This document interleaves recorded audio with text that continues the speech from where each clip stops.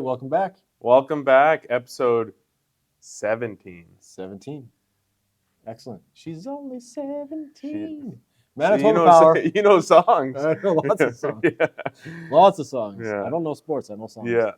Manitoba Power. I'm D. I'm T. We're back. We're back. And I'm sure you saw, in terms of sports, something big happened. Jets won? No. Okay. I don't know. Well, we could drop it, but I don't want to. The game is, even though it's Monday, the game was on Sunday. Okay. And there was a game where Ovechkin could have probably broke the goals record, Gretzky's goals record. He tied it. Okay. So he probably most likely broke it. That's huge. You know who Gretzky is? I know who Gretzky is. There we go. Only because I had a poster of him because it came with my Noma Snow GT Racer, those little sliding things. Yeah. What team did he play for? I want to say, I actually don't know, but what comes to mind is the Los Angeles Kings. Oh my God. I mean, he did play there. Oh, there you go. So, but I have no idea, honestly. Yeah. My next guess would have been, let me see if I can picture him in a jersey.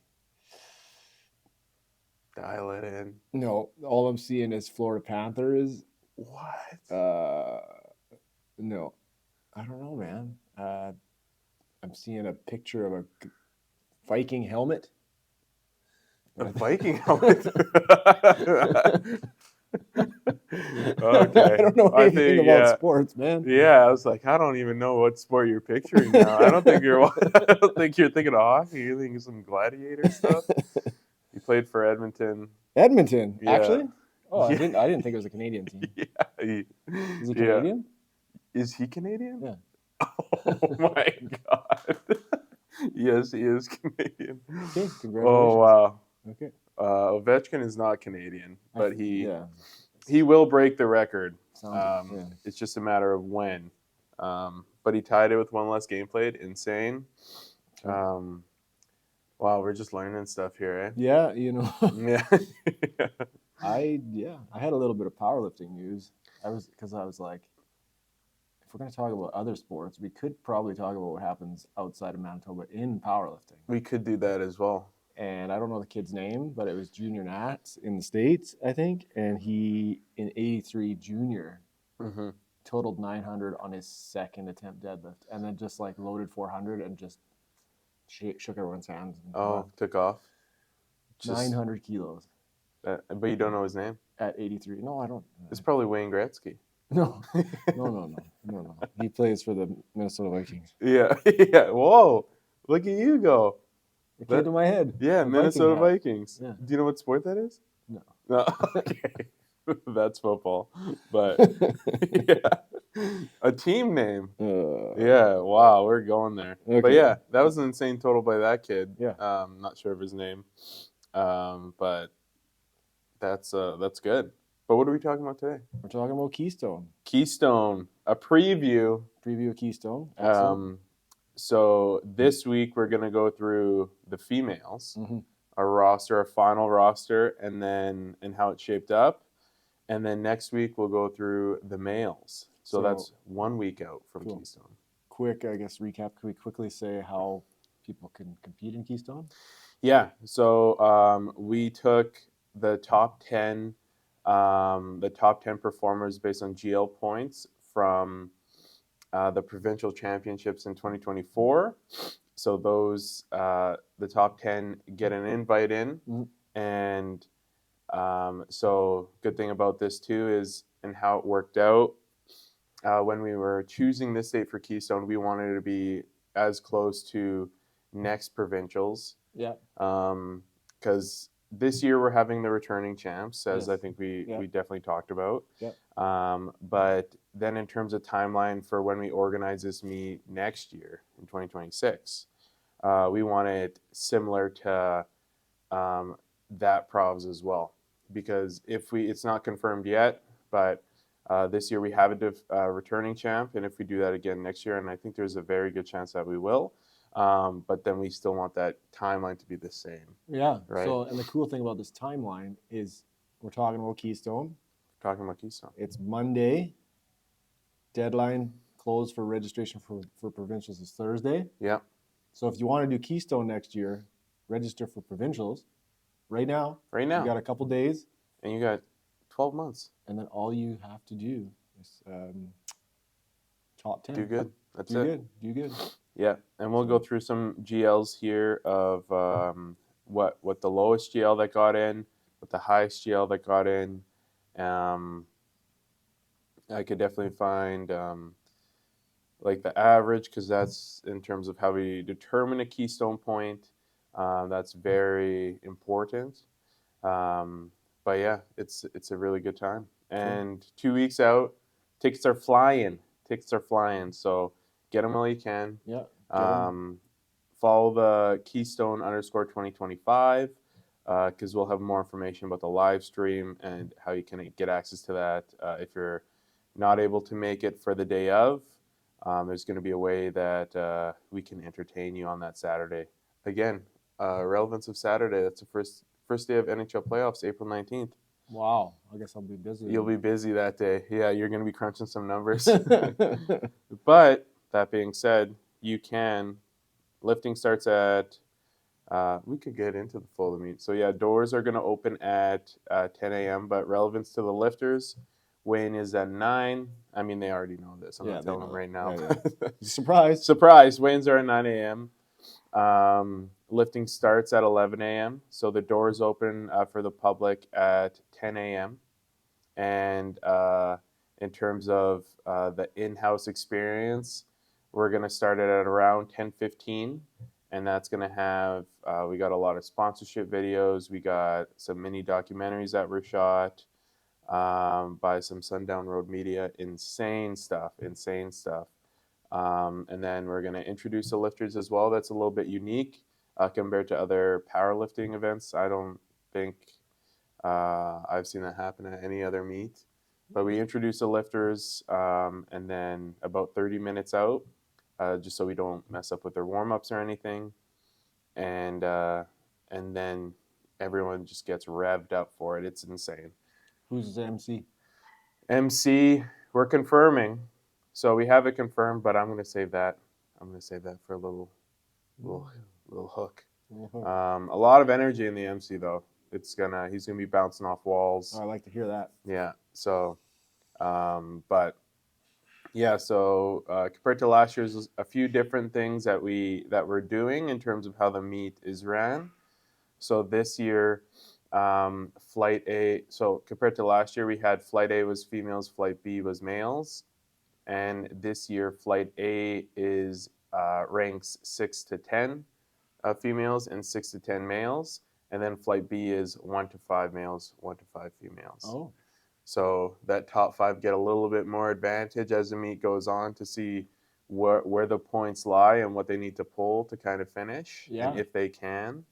But there's a good mix. How it turned out, it was in terms of reserve lifters, what reserve lifters got in, who needed to, like on the male and female side, who we needed to recruit for a reserve lifter.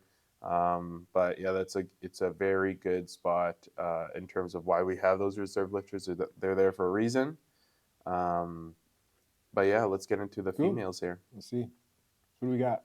So number 1, as I think we highlighted the top 3, I'm going to say episode 8. Sure. Probably. Maybe. I don't know. We're at 17. But a long time ago. Yeah, that's weeks ago. Yeah. Weeks ago. But our number 1 lifter, Kayla McMillan. Okay, Kayla. We know Kayla. So yeah, she had 430 total, and 87.77 GLs. Oh, that's huge. So massive. 69 kilos? What's her weight class? I think it's 69. Or is it 76? I think it's 76, actually. We said 69 before, but I believe her and Araceli are 76. And then open. Open. Yeah. Yeah. An open lifter. So yeah, she's taken on the top spot by almost a full actually a little bit over a full GL point. So I guess the concern is if you got an 80 something GL and the goal is to improve, Yeah, that percent of improvement might be lower than somebody who's coming in with a 68 GL. exactly. So thanks for mentioning that. So in terms of how we weight the point of improvement, because if we just did per every GL point increase, then say if and then we'll go to Renee Vincent. Renee Vincent had 63.82 GL points, which is a great GL point. And so if she increased it to, say, 64.82, and then Kayla increases hers to 88.77, 1 GL point each, Yeah. that's going to be tougher for Kayla than it is going to be for Renee. Yes, right? definitely. So in terms of how we weight that, we get our averages of all the GL points in the flight or in the females, and that average is then their GL point is then divided by that average to give them the coefficient. Okay.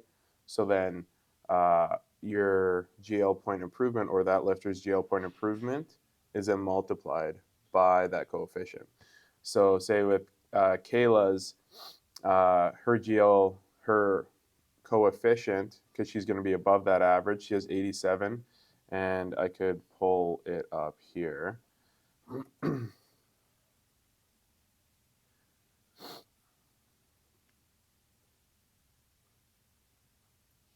I always thought it'd be a good strategy to know what the average GL score is for somebody that qualifies, Mm-hmm. and then intentionally try to get something in the bottom, like Just right in there. 25%, Mm-hmm. knowing that on any day you could get a much higher GL. Yeah, so Like, do you think there's going to be strategy eventually?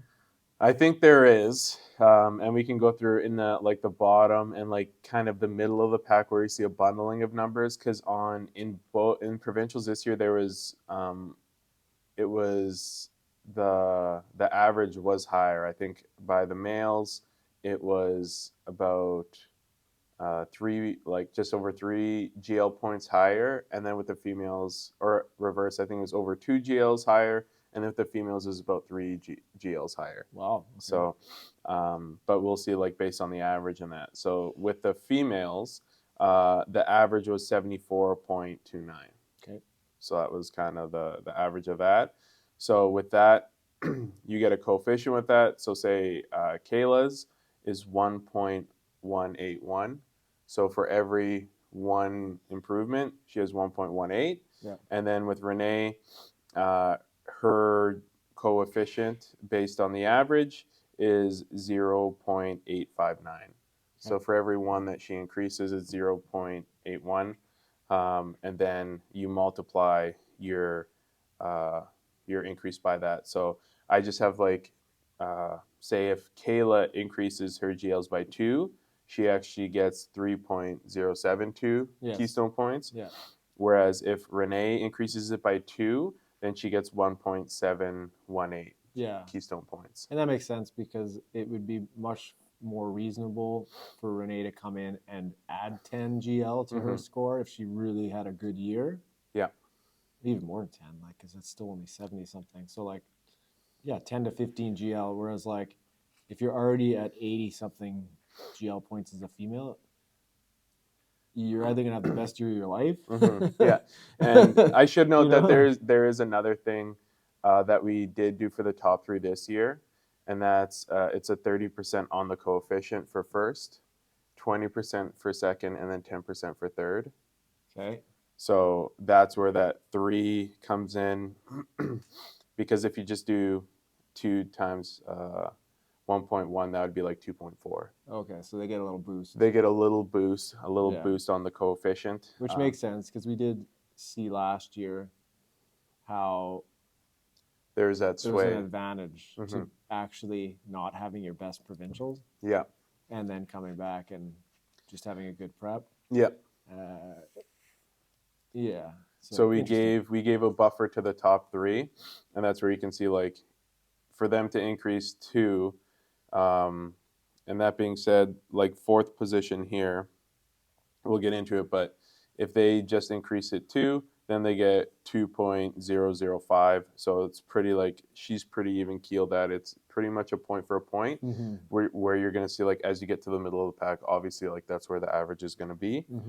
But then when you dip below that, like those lifters that likely have the more potential that they've we'll go through like a lot of the lifters haven't competed since provincials. Yes. So then they've gotten like 12 months because it was in February of last year.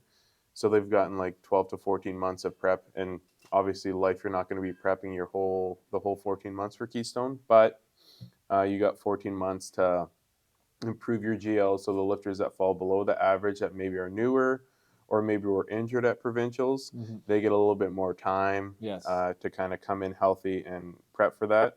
So to kind of even the playing field with the upper lifters as well, that's where we did that buff this year. Makes a lot of sense. Do you think the coaches are going to know what they're doing this time? I hope so. I mean, we tried to prep them as much as we could. I think last year was a good one. I mean, there's kind of two strategies for it.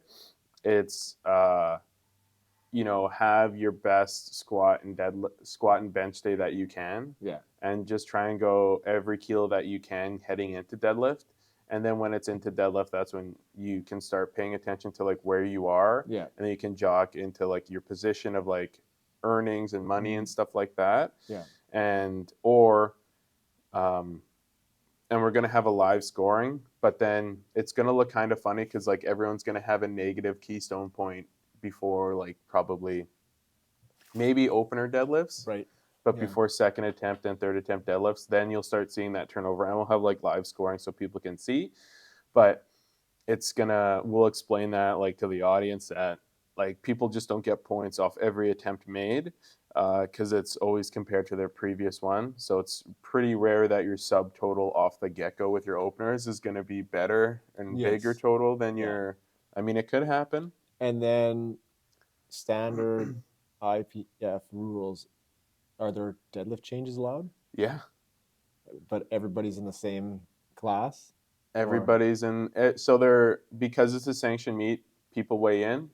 So it's everything that you would know with a sanctioned meet, but we're not having like weight classes where we have like in 93 open, we have first of this. Like it's every male is competing against every male. Every female is competing against every female. So there's weigh-ins. In terms of if you've been to a meet, it's still going to run like that. But in terms of the winner, it's every female versus every female and every male versus every male. So there is a potential then for strategy on that deadlift. Like you could, if the problem is the coaches have to be paying attention. Yeah. So we do give we give like a spreadsheet to the coaches where they just type their lifter's name and then they type in their provincial like total NGLs or probably just their GLs, I think. And then they type in their meet at Keystone this year and like how they're progressing, and then they'll add in their lifter's coefficient, and then it'll spit out their Keystone point. So then they'll be able to see what if they make these lifts, how many Keystone points they will have, and then they can kind of jog to see like, okay, what's my strategy to get the most points, and then they can see on the like literally. As the meet's going, say after a second attempt deadlift, they know I got this many points. Say I got 4 points. The winner has 5 points. What do I need to put on the bar for me to get like 5.2 or 5.3 Keystone points? So we had that last year, and then there's probably, did you use that spreadsheet last year? Oh yeah. So you used that, and then there was like a couple other people that like got that, then made their own spreadsheet, and then there were some coaches that like didn't pay attention to it at all. And then there was Curtis, the other meet director in the back, like on a whiteboard, like updating it live updates. So I was like, you know what, this year we're not doing that because that's a lot for him, and he can do it. Like he's Rain Man with numbers, I always say. But in terms of just making sure that everybody knows kind of how it's going and what's happening as well. Because we pulled for first and missed it and got third. Yeah. So and that we wouldn't have done that without knowing where we were.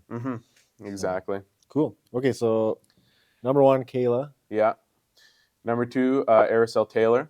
Okay. So another Beast. 76, another beast. Yeah, beast. She's master now. Yeah, she is M1. Yeah, because I think before I said that with like Kayla and Araceli going head to head is always fun because I think Araceli's last years of Open, that's when Kayla was kind of coming up. So that's when they went head to head and they like changed positions a lot. Kayla won some, Araceli won some. Yeah. So to see them go head to head is going to be a lot of fun.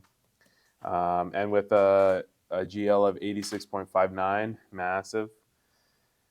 And then third, we got Candace. I can never remember. I think it's Dahar. Dahar? I don't know. But yeah, one of our, I believe, our only master lifter in both male and female. Oh, wow. So she's our standalone this year, and third place. Yeah, well, that's great. So insane. So she finished with, or at provincial, she got 350.5. She got a record in there for provincials on her total, and she hit in for her GLs was 74.72. Nice. So that's where you can see like now that 70s is from, you get that 70 like in the 70s, in the mid 70s there from third to seventh. Okay. Like Yeah. the third place is her at 74.72. Then our seventh place female is 72.31. Oh, wow. So you can Very see like close. there's a bundle Yeah, of there's lifters in there, that makes right? sense. And then our fourth place, Jennifer Grace Galacia. Okay. Yeah. Also, I believe it was Jennifer Grace Cruz.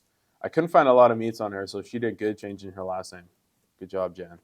Because yeah, there's like Grace Cruz, one yeah. meet. 1, 2, 3. Yeah, Oh. she got like 12 meets. Oh, she's got 12. Under this one? Jennifer Grace Cruz. Oh, that's on open. Yeah, I tried. Okay, so, and then she's probably got 4 on the other ones. So she goes all the way back to 2017. Okay, what was her total there? 312. And her. Okay, what was her GL there? I don't know. It doesn't say. And then her most recent meet. That's probably not on there because a different last name. No, pandemic. Well, she did a couple during the pandemic.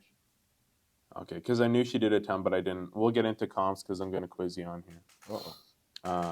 But and then we'll chisel through this list, and then we'll get back to like their last meets and that. Then we got Bailey Gogolik. Bailey. Let's get equipped, right? Yeah. So she's not. I think this will. I don't want to say it'll probably be her last one at Classic or Raw, but she's, and I'll talk to her a little bit, or like when we do some predictions, or we can see like what has happened since Provs. But she came in with, or she got 387.5 total and a 74.24 GL points at provincials. And then in our 6th spot, we have the defending champ, Janelle Vandenbosch, which at Keystone, she got 330 and 73.69. So, and then this year to last year, she went from, I believe it was, because she wasn't on the voting last year. She wasn't on the reserve list last year, but just through like athletes getting injured and stuff like that, we went through our reserve lifters, and then we had to select her. And I think she was like 13th or 16th or something like that. Yeah. So we pulled from her, and but now I like that in this one, she's 6th, so that's good. That defending champ is sitting right there. Then in 7th, we got Christina Sodoma. Yep. So I believe she's open. She must be. I don't think she's junior anymore. I don't know. But 337.5 at provincials and a 72.31. And next in the 8th spot, we got Taylor Smith, 322.5 at provincials total, and then a 68.60 GLs. And then our 9th spot rounding out here is Jasmine Porter, 325 total, and 66.68 GLs. Wow. And then in our vote-in, our athlete voted in was Renee Vincent, with a 365 provincial total and 63.82. So then of this list, when I was kind of being like, how could we, or how would I predict it if I was a coach and if I wanted to like eye up some things. So now the coaches can tune in of these lifters. So when we look in the last meets, there is 4 of these lifters that haven't competed since provincials. Oh, wow. Okay. So now you're like Dark horse. dark horses. And those 4 lifters are Aracel Taylor, Jennifer Grace Galassia. We'll call her Jen, because in case I'm butchering that last name, apologize. Janelle Vandenbosch. Yeah. Hasn't competed since Keystone. Oh, wow. And then Renee Vincent.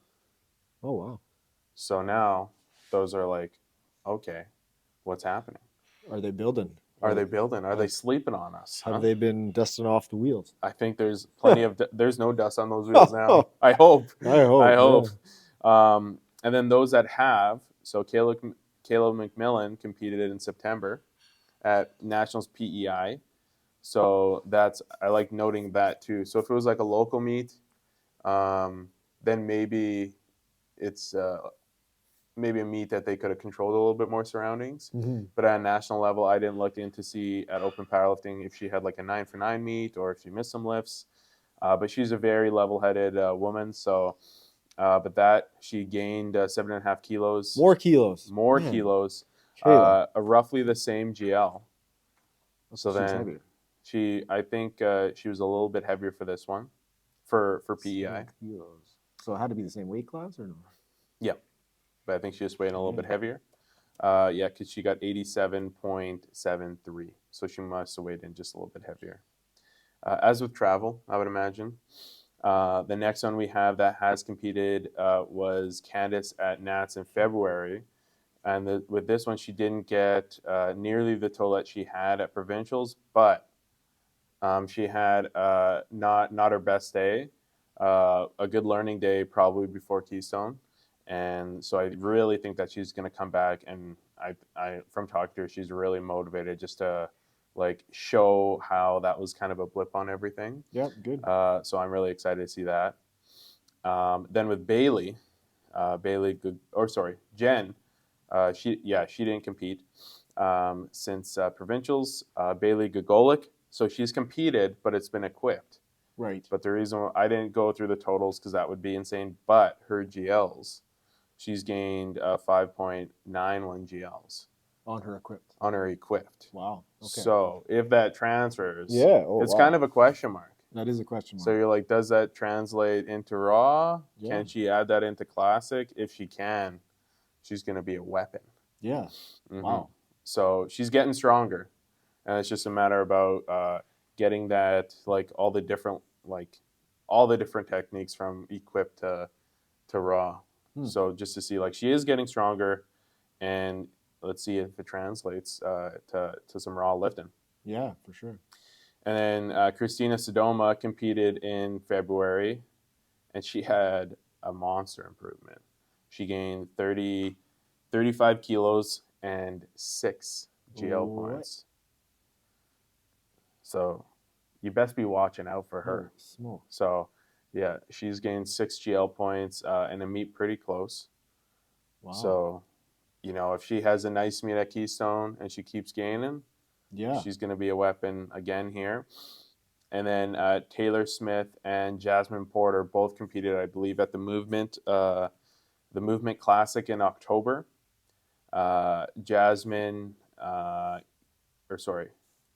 Taylor gained 20 kilos and 2.85 since provincials, and with 2.85 GL points. So very good improvement there. Wow. Breaking the 70 barrier. And then Jasmine Porter increased it by 5 and then gained, even with that 5 kilos, she gained 2.76. So these women, they're getting stronger. 20 kilos. Yeah. 20 kilos, 35 kilos. What are you guys doing? What are they doing? All right. So, and I'm glad we got Jen's, because I couldn't find her. So I have given this roster. Mm-hmm. So all these lifters. Yeah. Who do you think has the most competitions? Who's competed the most? Who has the most competitions under their belt? Oh, I'm going to say that's hard to say. It has. Well, I just I searched her. I think that Jen has the most now Okay. that we've seen that because she had. Jen, knowing that, she has the second most. Oh my goodness, who She has is more second than most her? at 12. Then. I don't think you're going to get it. Oh well, I would think actually Well, first, instead of the lifter, how many meets is the most meets?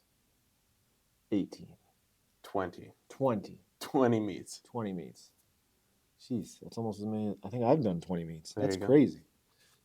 20, that's a lot. Is this person old? Like me? No? Holy smokes. How are you kids getting so many meets done? Yeah. Like just, And getting better. yeah. I'm doing lots of meets, but I'm not getting better. That's going to be my goal by Keystone next year. Is it Janelle? I'm going to do Is it it's Janelle? Janelle. It has to be Janelle The only Vandenbosch. reason I say that is because she's been around just as long as I have. Yeah. So it's Janelle. 20 meets under her belt. That's crazy. Insane. Yeah. Next is Jen. She's got 12. Yeah. And then third is Candace. That makes sense. Yeah. So, and the reason why I like this is like that top 6. We have Kayla has 6. mm-hmm. Aracel, I think she had Aracel could be first. I'm pretty sure she got married in the timeline. Her last name switched. Oh. Because under Aracel Taylor, she has 4 meets, and I know she's competed more than 4 times. I believe, anyways. I don't know. Well, there's an Aracel Mateo, and this is also from Manitoba with another 6 meets. So potentially 10 meets. 2018 to 2021, and then if we. What weight class was she? That is 76. Okay. Oh, so, and the old 72. So that could be her. Yeah. So another 6 meets? 6 meets. Okay. And then if I go search Aracel. So I'm going to say 10 meets under her then. So we got a couple at 10. So that's good. So Candace and Aracel have 10 meets.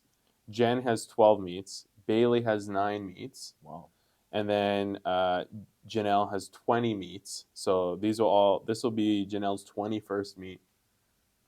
Wow. That's and then Christina has 5, Taylor Smith 4, Jasmine and Renee both have 5. So I like seeing that top heavy of, like, in terms of coming in, like, experiences definitely sit you in a spot to, like, you do get stronger as you compete more. Yeah. And even as we see, like, with Christina Sodoma getting more experience in, like, she's chipping away. Yeah. All right, so now my follow-up question of that. Who has gained the most kilos since their first meet? Well, I have a couple of guesses. My first guess.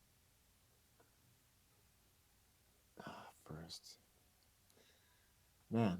Or do you want to do what we did last time? How many kilos? No. Let's keep on this. Okay. Let's keep those gears turning. I'm going to say Candace because usually when you're older and you start later, like there's a massive jump. You're right. Yeah.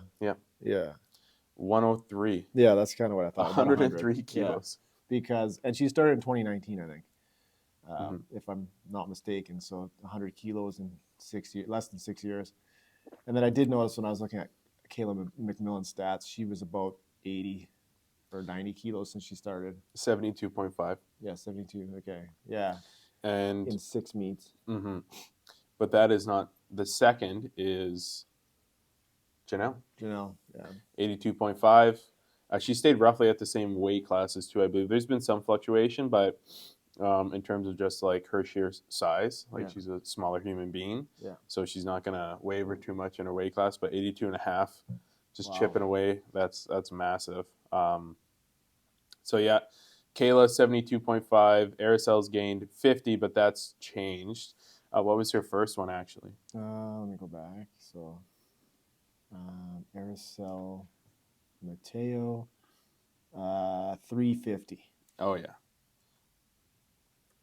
So she's getting 77.5. Yeah, and that was Movement Classic, the first one, I think, in 2018. Okay, so let's just a second here. What was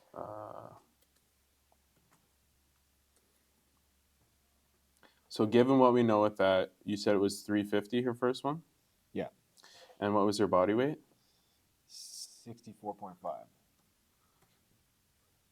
It was the old 72 Yeah. weight class. So 75.44.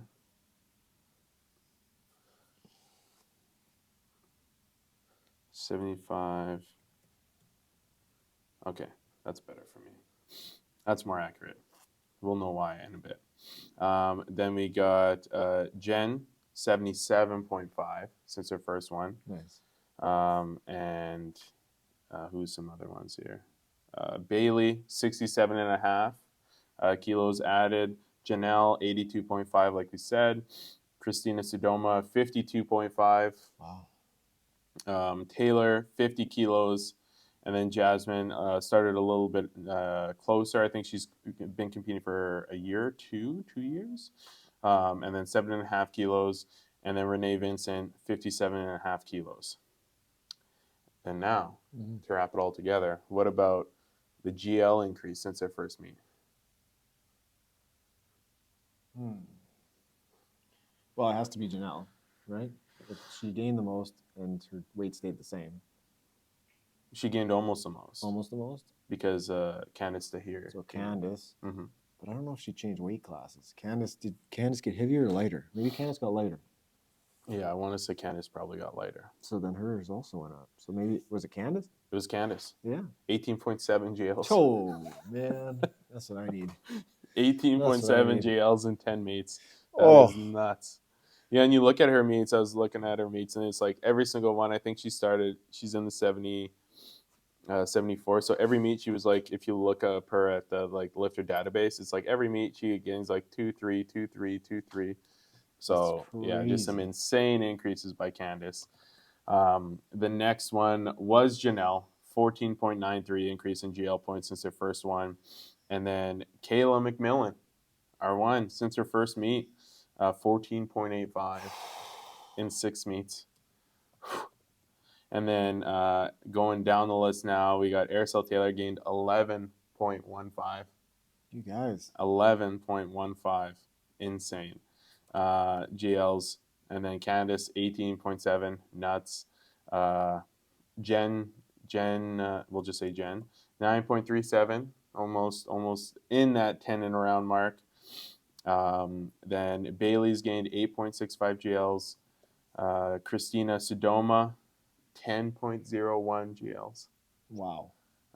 Taylor Smith, 10.32 GLs. And then Jasmine Porter coming up, each meet gaining GLs, and she's in her meets here, 2.88 GLs, great improvements still. And Renee Vincent, 10.21 GLs. Insane. Out of control. Out of control here. So yeah, you can kind of see here what's happening. Like we got some strong females here. A gap in between. So what's that, like 23, like a 23-ish GL point buffer between Renee Vincent and Kayla McMillan. So there's that 23 kilo spread. So we got a deep spread, but in terms of, we got 4 lifters, 2 from the top 5, 2 from the bottom 5 that haven't competed since Provs. So it's anyone's game. So, and just to show you how good these girls are, or how much better they've gotten, I had to check mine. First meet, my GL was 79.49. Yeah. Best meet, 85.28. 6 kilos. Or 6 GLs. 6 kilos. 6 GLs. Not even. 5.75 GL points in. But what about the total? 10 years of training. Mind you, I started at 83 and I'm in 93 now. Okay. So yeah, what's your total? The total change was 572 to 645, so 72.5. 72.5. So look at that. And then you'll tune in next week. We'll go through the males. Yeah, and see even how much worse I am. Yeah. Yeah. How many meets get under. But this, compared to the females, you'll see. But Actually, I'm gonna do an average here of competitions. Let me do that quick because I am very curious now. So going to the average. Let me see. The average meets is 9. 8.6. Round it up. Round it up. 8.6 meets, so a very experienced meet roster by the females. We got 4 of the females at 10 or above meets. Wow. That's insane. So then, well, whatever. Continue. Do you got a dark horse here? Who do I think is going to surprise us? Yeah, because I'm not gonna as a meet director. I think any one of these females could kind of switch it up on us. Yeah, I think that Kayla is going to finish top 2 or 3. Okay. That's my first prediction. Mm-hmm. Just because she hasn't stopped improving. If Mm-hmm. you look at meet to meet, the other thing is like, I'm wondering how many of these girls are going to use body weight as a strategy, Mm-hmm. because, for instance, Kayla was 3 kilos heavier between meets. Yep. Like, does she need all 3 of those kilos, or can she like cut a little Mm-hmm. bit to gain a little GL advantage? And what was that 3 kilos? Was it like travel? Was it because like if you travel, retain water? And They stuff probably like could have that? been Yeah. travel to nationals. Yeah. Right. So that's a question. I have a feeling Janelle's score is just based on Keystone. Yeah. So like, was she 100% for Keystone because she was injured for provincials? Yeah, she was 100% for Keystone. But I mean, maybe I'll say no, but I'm pretty sure she was. Well, the she only was reason I healthy at asked Keystone. I won't is maybe say because 100%. she didn't know the whole time she was doing Keystone for Mhm. that prep, right? Yeah. Like, I don't think she had a full prep for that. She didn't have a full prep, So, and she didn't have a full prep for this one either, because we gave a lot of the lifters the same amount, other than the vote-ins.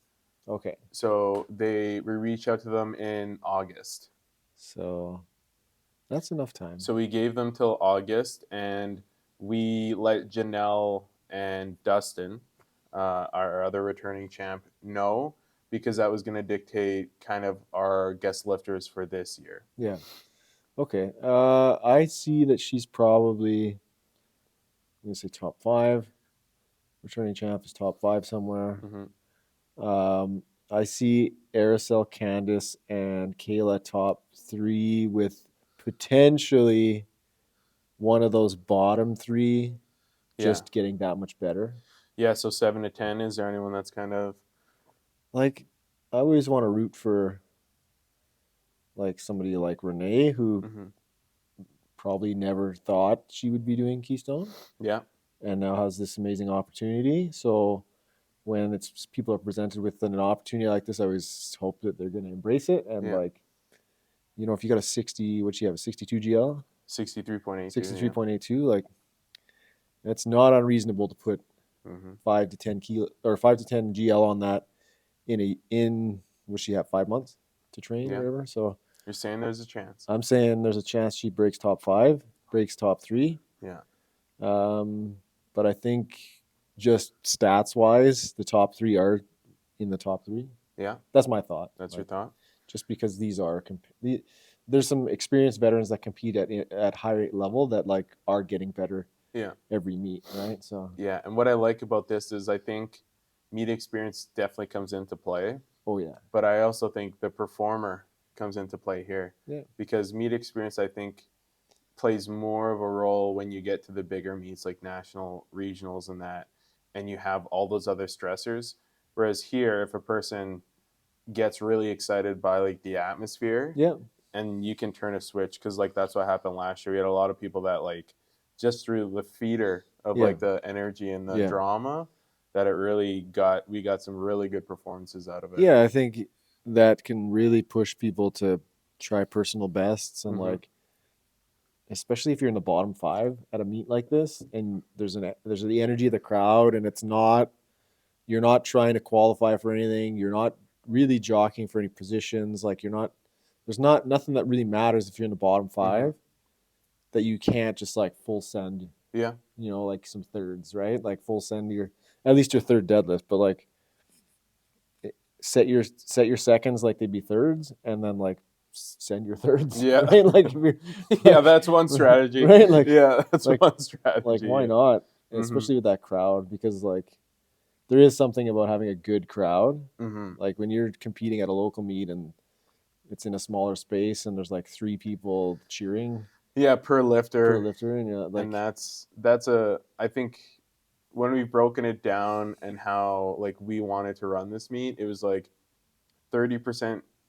We broke it into like thirds, like 33% production, 33% lifting, then 33% cash prizes in terms of our priority. Because if we set up the production right prior to lifting, then you get everyone is and how we're doing it with like the lifter introductions, the little mini docu series that we have.